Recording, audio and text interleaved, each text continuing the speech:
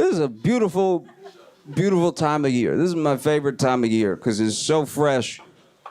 I could do anything. I could really be anybody so far, you know? And by January 10th, I'm like, I'm me. Never mind. I had a lot of plans, but a week and a half. It's so early in the year, it's almost weird if you've already had a bad day. You know what I mean? But this is New York, so you know somebody has. I was on a bus on January 2nd and just heard a guy go, fuck! Just to himself. I don't know what was going on in his life. But January 2nd, he was like, it's over. That's a wrap. Oh, it's crazy. I also love this time of year because it's the last little bit of runoff where you're still trying to return Christmas presents. Like the bad ones. Like you on the phone with customer service, like, no, I have the receipt, please. Like it's. And this is the thing. A lot of people give gifts and everything, but they don't know if they gave a good gift to the person, especially if they don't know them well, right? And my thing is, this is how you tell if it's a good gift in this present day we live in. If you didn't get a gift for someone from a store that was looted in 2020, that's not a good gift. I'm not gonna lie. Do you know what I mean? It's a very easy metric now because, look, I'm just saying, everything's free when we looting. And there are brands that know that they didn't get touched. Like, honestly, if I was a shop owner, I would be embarrassed if I showed up the morning after a riot and I get to my store, Nike store ransacked, Louis Vuitton store unrecognizable, and then my store pristine, not even broken glass. I'd be like, I gotta hang it up. I didn't know it would be like this. Can I burn it down and say it was part of the riot? Cause this is a shame. I remember that was a very specific time. This is my favorite thing about any riot that happened in the U.S. in 2020. There were some stores that boarded up that really didn't need to bother. Like, nobody talks about that, but there are a couple places that were like, oh, we gotta batten down the hatches. Like, no, you really don't, I promise. Nobody is checking for you, okay? There were brands that were feeling themselves. Like, I don't know if you remember this, but you can look this up. This is a real thing that happened. In 2020, during the protests, there were Sweet Greens that boarded up in preparation. Sweet Green. I want to meet the person who made the decision. I want to meet the person who was like, all right, it might get crazy out here in Seattle. And you know it when it gets crazy. You know what niggas love is arugula. So we got to hold it down, all right? Got to protect the inventory, okay?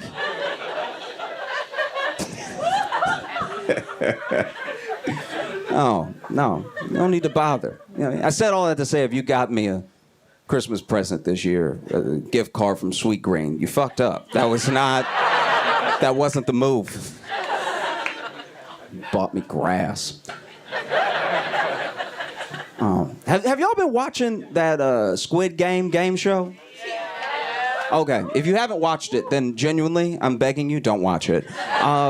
Okay, if you don't know what Squid Game is as a show, Squid Game, the show is a Korean drama, all right? It's probably one of the best TV shows that we have that fully encapsulates the idea of capitalism and what we do to each other when we're lacking, when we have need, and when there's literal money floating over our heads, the links that will go, right? And even the show becoming a show is a Cinderella story because the guy that wrote it, he pitched it around the world for 10 years and nobody wanted it. Finally, Netflix bought it. They put it up on their platform. It became an international sensation. There's games, there's toys, there's everything. And then they made the game show, which is weird.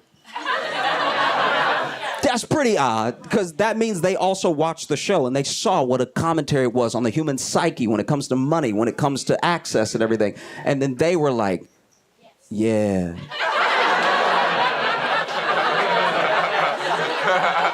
We should do that. Yes, we should do that. Let's round up these pores and make them battle it out. We'll get 400 of the saddest stories you've ever heard in your fucking life. It's insane. And this is the other reason that I'm begging you not to watch it, okay? In the show Squid Game, the Korean drama, when you lose, you die. In the game show, when you lose, a pack goes off. It explodes on you, and it's black. It's not red. It's ink. Squid Game, very clever. And it explodes, but they still make the people fall like they died. And it feels like they test running killing a person in front of us. Do you know what I mean? Because when I was watching the show, the first person lost and then they fell, and I was like, that's a little dramatic. All right. And then 12 more people fell, and I was like, wait, are they really killing people on my TV right now? Because if they are, I don't know what I'm going to do about that. Because they already shot the show and I'm at home. But can we make sure that for season 2, they don't kill anybody? Because I'm going to finish the show. It's compelling. But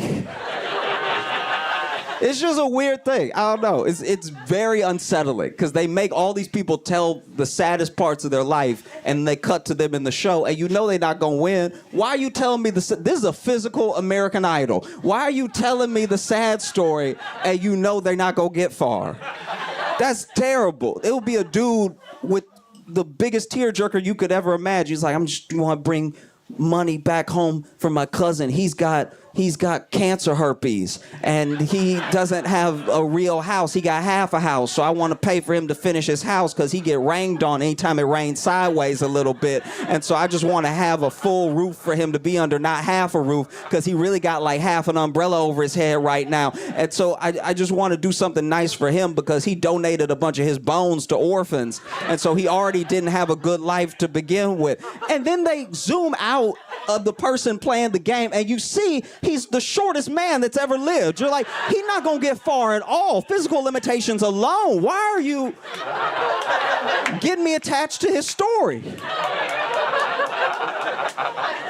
Or even worse, they'll interview like a smart woman and you'll be like, they not gonna let her get far at all.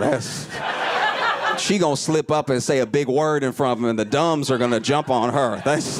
She gonna say one of those encyclopedia words that be like, get her out. She look like she can do puzzles. No, so jarred. Are y'all also following this Gypsy Rose thing? Okay. In case you don't know anything about Gypsy Rose, I'll try to bring you up to speed as quickly as possible. Gypsy Rose is a young woman, used to be girl. She was a girl when all this happened. Her mom has Munchausen by proxy, so her mom convinced her she was sick, convinced everyone else she was sick, told people she was sick, raised money for her because she was so sick. So she was like GoFundMe before GoFundMe, right? And so she was like raising all this money and everything. Then Gypsy realizes, hey, I'm not as sick as you're making me out to be. Around the same time that this happens, right? She makes a friend online. They start dating. That becomes her boyfriend, okay? And then she tells her boyfriend, you need to kill my mom so we can be together. I was not in the room when this conversation happened. But the way that I think it went was Gypsy gets close to this person and is like, you're going to have to kill my mom so we can be together. And then he said, I was planning on killing somebody anyway. Because it took so little convincing. This man is clearly out of his mind, right? Killing a mom should be several conversations. You should have to wear me down to kill your mom. If you tell someone, I need you to kill my mom so we can be together, and they go, yup, you are also in danger. That is absolute insanity. He said yes so quick. That's the reddest flag there is. He said it so quick. Once again, I was not in the room, but he agreed to it so fast. I'm pretty sure he finished her sentence. I'm pretty sure she was like, hey, I need you to. He's like, kill your mama, I got it. And she was like, I was going to say pass the remote, but okay. And so then that's what happens. They meet up and then he kills the mom and then they get caught immediately. They get caught so fast. I was genuinely disappointed in them. I was like, you couldn't make it a day. You got caught. They got caught so insanely quickly. And so then they're not together anymore because then they flipped on each other and everything. And it's hard to stay together when you first 48'd each other. Like, where you just immediately like, it was his crazy ass. I said it at once and he did it. And so then Gypsy got way less time than him and she got out. She's out now. She got like 7 years. He got life because I'm pretty sure she only had to remind him once. I'm pretty sure She only had to be like, hey, that thing about killing your mama, yeah, it's on my calendar. All right. And look, I'm just saying, the main thing that they did wrong, besides killing a person, the main thing that they did wrong is that they didn't really understand the internet the way we don't really understand the internet. So all they did was have the most incriminating conversations online, right? I'm pretty sure they Skyped at one point. I was like, can you stop doing recordable stuff? And so then she gets out, and I saw like a TikTok of her, wishing everybody well, thanking everyone for wishing her well and everything, saying Happy New Year's. And then she said something interesting to me. She was like, I'm spending New Year's with my dad, my stepmom, and my husband. And I was like, husband? And I was just shocked. I didn't know she had a husband. So I looked into it, and she had met somebody, and they got married in 2022. And I looked him up. Have y'all seen the husband? Yeah. Y'all seen? Okay. That man looks more like the Kevin James meme than Kevin James. I was genuinely blown away. There's a picture of him with Gypsy Rose where he's like, and it's not even a diss. That's just his swag, is that like cheeky, everything. And then apparently some people were coming for him online for some weird reason. I have no idea. And then Gypsy came to his defense, and she was like, it's okay, baby. They're just jealous because the D is fire.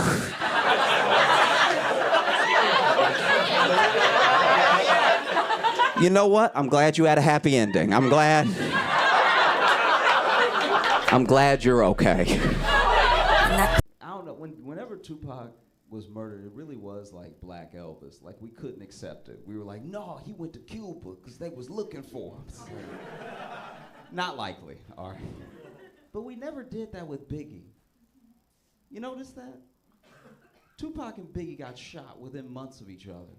And Tupac were like, no, he gonna come back one day. And Biggie, we were like, yeah, that checks out. That's wild. I can't help but think it's because Biggie was heavy. I think deep down we know if it wasn't the bullets, it would have been butter. You know what I mean? Biggie was not long for this one. It was gonna be the streets or the kitchen. One of them was coming for Biggie. I don't know if y'all remember this, but back in the day, before the pandemic, they were talking about putting Harriet Tubman on like the 20 or something. I don't even remember what bill it was. And it was like, everyone had an opinion immediately. There were people who thought it was great. There were people who didn't care, a little bit, and then it turns out they cared. And then there were people that were like, no, we can't have this happen. And then Mnuchin said he'd block it, and he did, so it never happened.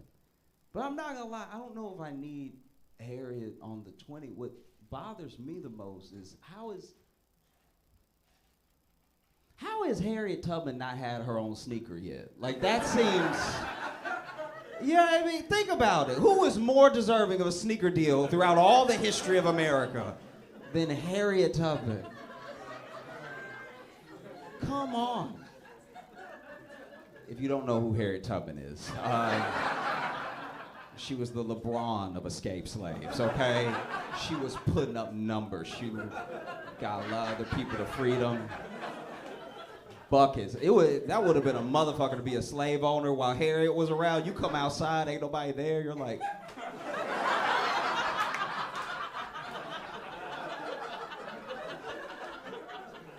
The commercial writes itself. It does.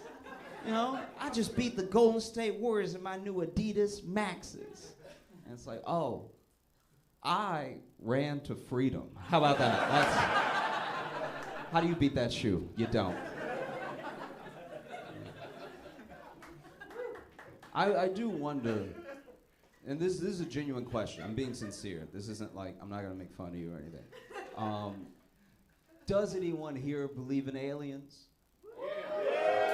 Okay, so this is my thing. I believed in aliens so hard when I was little. Like, when I was a little kid, I was like, it's just us in the whole universe? Come on, really? Just us, a whole universe. That seems wild, right? And then as I get older, it's becoming harder for me to believe in aliens. Because, especially after everything up until 2023, it's hard to believe in aliens because because Trump didn't mention it while he was president. Like, that man told every secret. Anything they told him, he told us in an hour. Like, they would be in the room with this man and be like, you're not gonna tell anybody, right? And he's like, no. And then he leaves the room, he's like, folks, like that was, he could not keep a secret at all. He had the leakiest White House of all time. And he never mentioned aliens, so now I'm like, maybe not. I don't know what to tell you. It's a tough one. For the people who believe in aliens, once again, I'm being sincere, I wonder if aliens haven't made broad daylight obvious contact with us because they think we're boring or because they've seen how we treat each other. Do you know what I mean? Like if I was an alien above Earth looking down all this time, I'd be like, oof, they don't even like when you have different skin.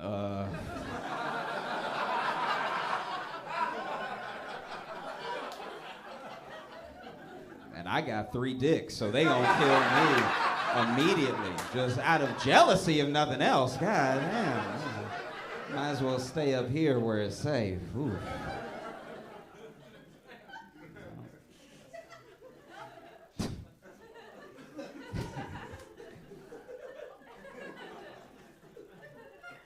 I feel this is a weird thing. I respect that people have to be like choosy when they're dating, and sometimes you have to make choices based off, like you get a little inkling of a thing and you call it a red flag, or because you're like, I know how it's gonna go after that. And sometimes people are overly harsh about that, but it's necessary, you know? Like I think about my friend, I went to a club with my buddy, and he had a full like almost rom-com experience. He saw this woman across the club, truly across the club. He was like, the light was just shining on her a little extra, you know?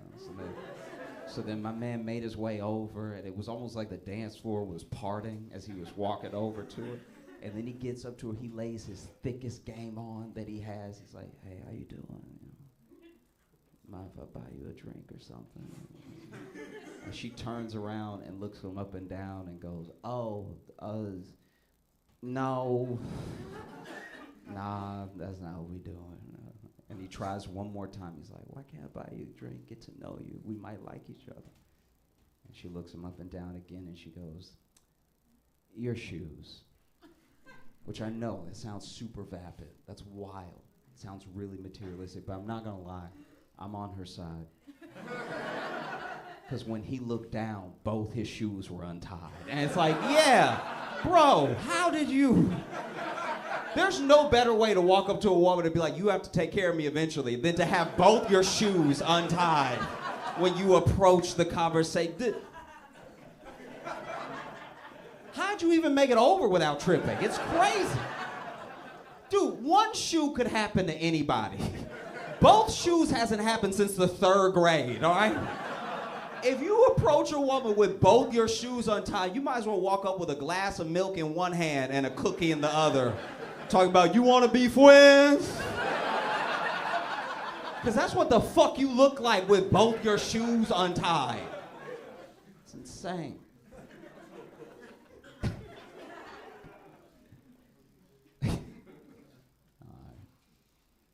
I was watching a movie this week.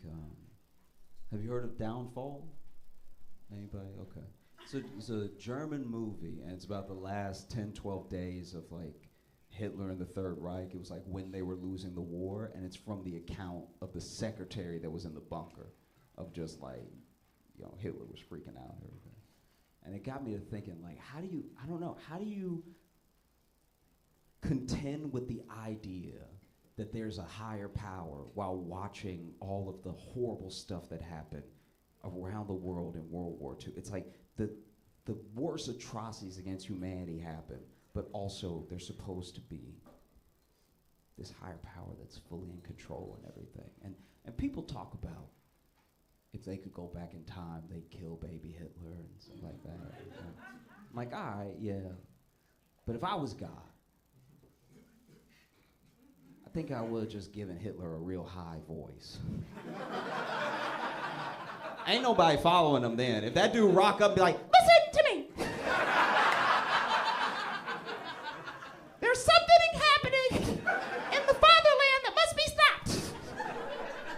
I don't even think you let that dude work fast food. You'd be like, nah, that voice too annoying. He's like, listen to me about the Jews. It's like, no, we caught you. I'll be vulnerable for a second. I thought I had it all figured out, you know. I was sexting.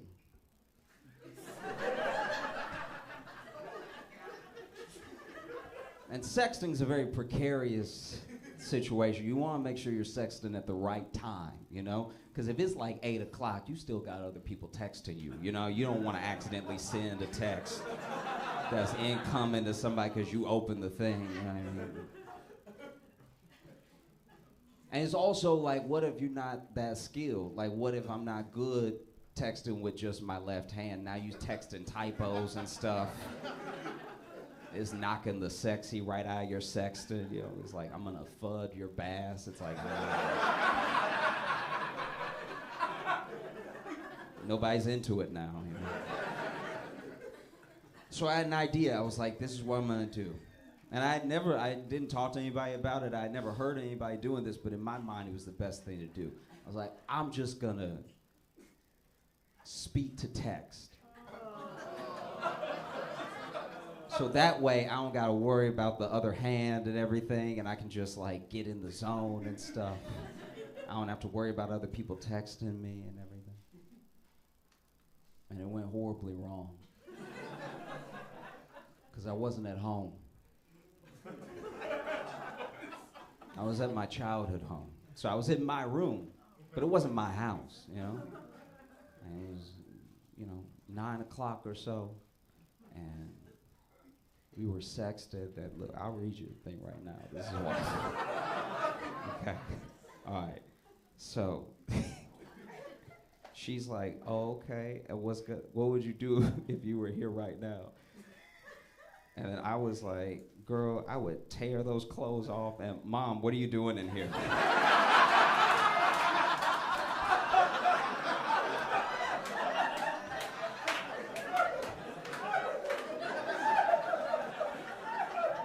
Mom, I had the door closed. You can't just open the door.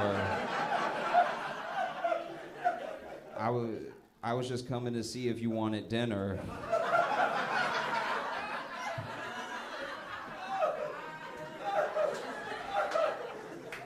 No, I'm okay. Mom, get out right now.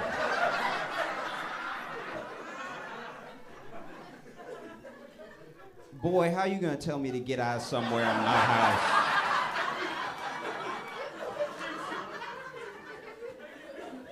I'm sorry, Mom, please, can you please leave and close the door? You know we don't have closed doors in this house. Which is true, that's a very like black family thing of like you not closing the door in my house, what you up to in there? I was like, Mama, please leave, please, please leave. And she was like, all right, what's the big deal? I was like, nothing, Mom, just please get out of here.